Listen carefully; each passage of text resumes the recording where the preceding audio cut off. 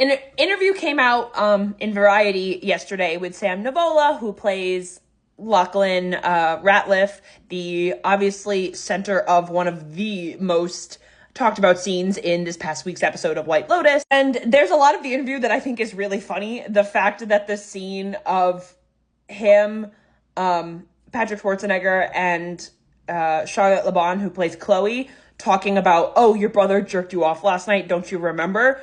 Was Patrick Schwarzenegger's audition scene, I think is really funny. But also he talks about how that the weird dynamic in the beginning between Lachlan and Saxon is not necessarily a sexuality thing or like checking his brother out, although I would argue that I think it is. That he says that it's an observing him because he wants to be like Saxon, which, you know, from a sibling perspective makes sense, despite the fact that it egregiously crosses the line, and decides that Saxon is, you know, this make money, get girls kind of guy, and he wants to do that and follow in his footsteps. So the kiss scene is Lachlan using the power that he has observed from Saxon on Saxon to see if it works. And I think part of this quote from Sam is kind of just reiterates that.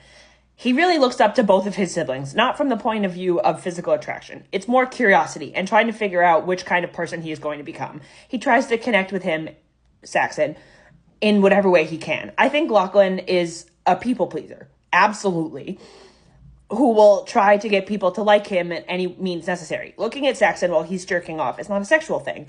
It's more like he's studying him. Who is this guy? How can I get him to like me? And how can I become more like him? And then he says, with Piper, it's about being more spiritual and down to earth. With Saxon, it's about money and women. It could be money and men. I don't think it'd be that big of a difference. Lachlan has such a one-tracked mind.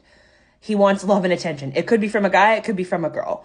I don't think he knows what he's attracted to yet. And then obviously at the end of the episode, during the meditation, is when Lachlan actually gets the flashes of the night before, and we're gonna have to see how he deals with that, because obviously it cuts out right there.